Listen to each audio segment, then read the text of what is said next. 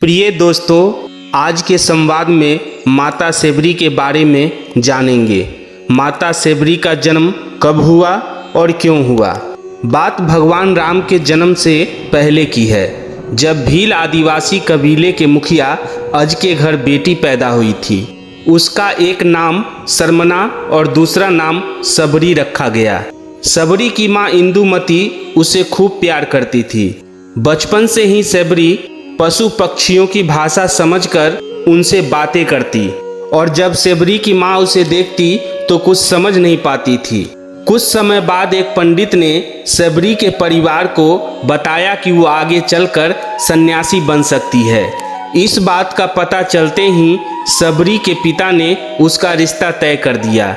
जैसे ही शादी का दिन नज़दीक आया, सेबरी के घर वालों ने खूब सारी बकरियां और अन्य जानवर घर के पास लाकर बांध दिए। एक दिन सेबरी की माँ उसके बाल बना रही थी तो उसने माँ से पूछा, इतने सारे जानवर हमारे घर क्यों लाए गए हैं। माँ ने जवाब दिया, बेटी तुम्हारा विवाह होने वाला है, इसलिए हम लोगों ने इनका इंतजाम बलि के लिए किया है। तुम्हारी शादी के दिन ही बलि प्रथा पूरी होगी और फिर इनसे स्वादिष्ट भोजन बनाकर सबको परोसा जाएगा। यह सब सुनकर सेबरी दुखी हो गई। काफी देर तक सेबरी ने उन जानवरों को आजाद करने के बारे में सोचा। सोचते सोचते सेबरी के मन में हुआ कि अगर ये जानवर यहाँ नहीं होंगे तो इनकी बलि रुक सकती है। अगर ऐसा नहीं हुआ तो मेरे घर से कहीं चले जाने पर ही यह बलि रुक सकती है। जब मैं ही नहीं रहूंगी तब न विवाह होगा और न ही ये बलि की प्रथा पूरी होगी। इससे मासूम जानवर बच जाएंगे। इसी सोच के साथ जानवरों को रखी गई जगह पर सेबरी पहुंची। उसने सोचा कि उन्हें खोल देती हूँ, लेकिन वो ऐसा नहीं कर पाई।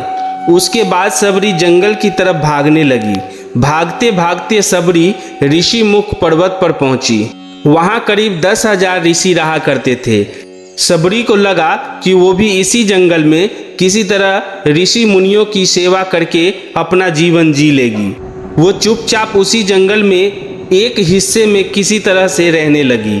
सेबरी रोजाना ऋषि मुनियों की झोपड़ी के आगे झाड़ू लगाती और हवन के लिए लकड़ियां भी लाकर रख देती। ऋषि मुनियों को समझ नहीं आ रहा था कि जंगल में उनके काम अपने आप कैसे हो रहे हैं। एक दिन सेबरी को किसी ऋषि ने देख लिया। उसे देखते ही उसका परिचय पूछा। जैसे ही सेबरी ने बताया कि वो भील आदिवासी परिवार से संबंध रखती है तो उसे ऋषियों ने खूब डांटा। सेबरी को इस बात का बिल्कुल भी पता नहीं था कि उसकी जाति छोटी है और उसे ऋषियों द्वारा जाति की वजह अपमान सहन करना पड़ेगा। इतना सब होने के बाद भी सेबरी हर ऋषि मुनि के दरवाजे पहुंचती और उनके आंगन में झाड़ू लगाकर उनसे गुरु दीक्षा देने के लिए कहती। हर कोई सेबरी को उसकी जाति की वजह से अपने आश्रम से भगा देता था। ऐसा होते होते काफी समय बीत गया। उसके बाद सेबरी मतंग ऋषि के कुटिया में पहुंची। वहां पहुंचकर मतंग ऋषि को सेबरी ने बताया कि वो उनसे गुरु दीक्षा लेना चाहती है। उन्होंने खुशी खुशी उसे अपने गुरुकुल में रहने दिया और भगवान से जुड़ा ज्ञान देते रहे। सेबरी ने भी अपने गुरु मतंग ऋषि की सेवा में कोई कसर नहीं छोड़ी। वो गुरुकुल के सारे काम करती थी। सेबरी से खुश होकर मतंग ऋषि ने उसे बेटी मान लिया था। समय के साथ मतंग ऋषि का शरीर बूढ़ा हो गया। उन्होंने एक दिन सेबरी को अपने पास बुलाया और कहा, बेटी मैं अपना देह त्यागना चाह रहा हूँ। बहुत साल हो गए हैं इस शरीर में रहते रहते। सेबरी ने दुखी मन से कहा, आपके ही सहारे मैं इस जंगल में रह पाई हूँ। अगर आप ही चले जाएंगे तो मैं जीकर क्या करूँगी। आप अपने संग मुझे भी ले जाइए, मैं भी देह त्याग दूंगी। मतंग ऋषि ने जवाब दिया, बेटी तुम्हें चिंता करने की कोई जरूरत नहीं है। राम तुम्हारी चिंता करेंगे और ध्यान भी रखेंगे।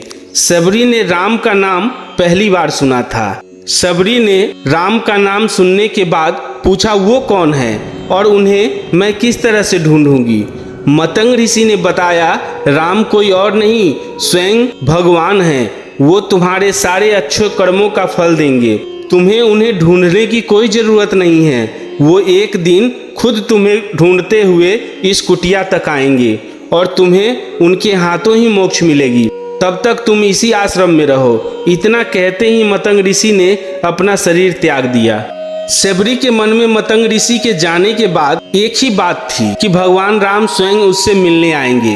वो रोज भगवान राम से मिलने के लिए बाग से अच्छे अच्छे फूल लाकर पूरा आश्रम सजाती और भगवान के लिए बैर तोड़ कर लाती। भगवान के लिए बैर चुनते हुए शबरी उन्हें चख लेती थी ताकि भगवान को सिर्फ मीठे ही बैर खिलाए जा सके। रोजाना शबरी इसी तरह भगवान के दर्शन की आस में फूल और बेर इकट्ठा करती रहती थी। इसी तरह इंतजार में कई साल बीत गए। शबरी का शरीर एकदम वृद्ध हो गया था। एक दिन आश्रम के पास के ही तालाब में शबरी पानी लेने के लिए गई। तभी पास के ही एक ऋषि ने उसे अछूत कहते हुए वहां से भगाने के लिए कहा और एक पत्थर दे मारा। वो पत्थर जब शबरी को लगा तो उसे चोट लगी और खून बहने लगा। बहते हुए खून की एक बूंद उसी तालाब के पानी में गिर गई। तभी पूरा तालाब का पानी खून में बदल गया। ये सब होता देखकर ऋषि ने शबरी को ही डांटा और कहा कि पापिन, तुम्हारी वजह से पूरा पानी खराब हो गया।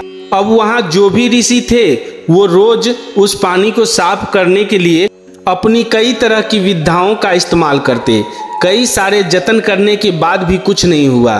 फिर उन्होंने गंगा जैसी कई पवित्र नदियों का जल भी उस तालाब में डाला, फिर भी तालाब का पानी साफ नहीं हो पाया और वो खून जैसा ही रहा। कई सालों तक तालाब के पानी को साफ करने की कोशिश करने के बाद भी कुछ काम नहीं आया, तो ऋषि ने थक हार कर सब कुछ छोड़ दिया। इस घटना के कई सालों के बाद प्रभु श्री राम अपनी पत्नी सीता के हरण के बाद उन्हें ढूंढते हुए उसी तालाब के पास पहुंचे। ऋषि मुनियों ने उन्हें पहचान लिया। भगवान राम को वहां देखकर ऋषियों ने तालाब का पानी साफ करने के लिए कहा। भगवान को अपने पैर उसमें डालने के लिए कहा। जब प्रभु श्री राम ने उस जल में पैर डाले फिर भी कुछ नहीं हुआ। पानी जैसे का तैसा ही बना रहा। ऋषि मुनियों ने भगवान से भी कई अन्य जतन करवाए, लेकिन वो पानी जस का तस खून जैसा ही रहा। तब भगवान ने ऋषियों से पानी को रक्त में बदलने की कहानी पूछी। तब ऋषि ने शबरी को पत्थर मारने वाली सारी बातें बता दी। उसके बाद कहा कि वो महिला ही अपवित्र है, छोटी जात की है, इसीलिए ये सब हुआ है। उसी वक्त भगवान राम ने कहा, ये सब आप लोगों के खराब वचनों से हुआ है। शबरी को इस तरह के शब्द बोलकर आप लोगों ने उसे नहीं बल्कि मेरे हृदय को घायल किया है। इसी घायल दिल के रक्त का प्रतीक यह तालाब का लाल पानी है। आगे भगवान राम बोले, कहाँ है वो माई, मैं उनसे अभी मिलना चाहता हूँ। तब तक शबरी उसी तालाब के पास पहुँच जाती हैं। इस दौरान शबरी के पैर को ठोकर लगती है और कुछ धूल उस तालाब में गिर जाती है। तभी सारा का सारा पानी स्वयं ही साफ हो जाता है। भगवान सबसे कहते हैं कि देखिए, आप लोगों ने क्या कुछ नहीं किया, लेकिन पानी साफ नहीं हो पाया। अभी सिर्फ इनके पैर की थोड़ी सी धूल ने ही तालाब का पानी साफ कर दिया। भगवान राम को शबरी पहचान चुकी थी।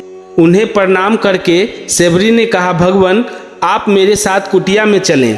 श्री राम भी खुशी खुशी शबरी के साथ कुटिया में चल पड़े। फूलों से शबरी ने भगवान राम का स्वागत किया। वो सीधे बेर तोड़ने के लिए बाग गईं और चख चख कर उनके लिए बेर लेकर आई। उन्होंने बड़े ही प्यार से भगवान राम और उनके भाई लक्ष्मण को बेर दिए। भगवान राम ने भी उतने ही प्यार से उन बेर को खाना शुरू किया। तभी बेर देखकर मुंह बनाते हुए लक्ष्मण जी ने कहा, भैया ये बेर जूठे हैं, इन्हें आप कैसे खा सकते हैं।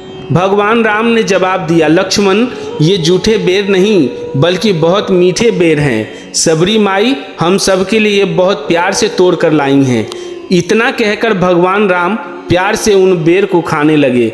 भगवान राम ने जाते हुए शबरी माई से कहा, आप मुझसे जो चाहें वो मांग सकती हैं। शबरी ने कहा, मतंग ऋषि के कहने पर मैं आज तक सिर्फ आपके दर्शन के लिए ही जी रही थी। अब आप मुझे मोक्ष प्रदान कीजिए, मैं अपना शरीर आपके सामने ही त्यागूंगी। उसी वक्त शबरी ने अपना शरीर त्याग दिया। भगवान राम ने अपने हाथों से उनकी अंतिम संस्कार किया और सीता माँ की खोज में आगे बढ़ गए। इस तरह से ऋषि मतंग की बात सच साबित हुई और सबरी को भगवान राम के दर्शन भी हुए। तभी से भगवान राम को सबरी के राम भी कहे जाने लगे। इस संवाद से यही सीख मिलती है कि सच्ची श्रद्धा हो तो भगवान के दर्शन जरूर होते हैं। जात पात ऊंच नीच से भगवान कभी खुश नहीं होते। भगवान तो सच्ची श्रद्धा से ही खुश होते हैं। दोस्तों, ये संवाद आपको कैसा लगा? अगर ये आपको अच्छा लगा हो तो कमेंट में ज़रूर बताएं और प्लीज़ हमारे चैनल को सब्सक्राइब जरूर करें। धन्यवाद।